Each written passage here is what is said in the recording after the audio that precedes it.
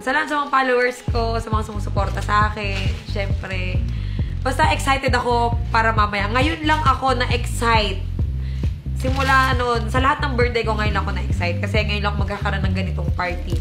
Ganito kabonggang party. White shirt, now red, my bloody nose sleeping. Yeah, Hindi naman, napakaganda na play.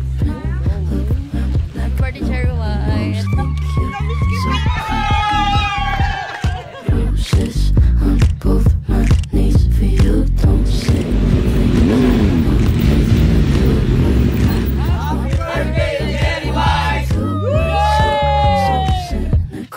So you're a tough guy, like you really rough guy, just always so puff guy. I'm that bad type, make your mama sad type, make your girlfriend mad type, might seduce your dad type. I'm the bad guy. Duh. Wag na wag ka magbabago. I love you, Espre. Happy birthday, Ate J.M. Salamat sa pagiging mabuting tao simula noon at hanggang ngayon. Malaking bagay ka sa akin, Apo. Mahal na mahal kita, Apo.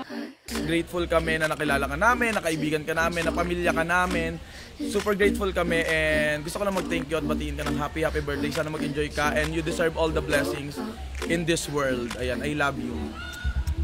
My mommy likes to sing along with me, but she won't sing this song if she reads all the lyrics. She'll pity the men I know. So you're a tough guy, like you really rough guy.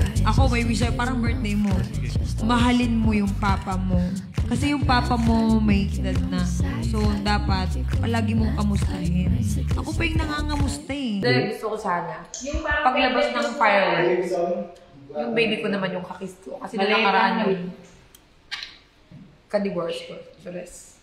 Oh my God.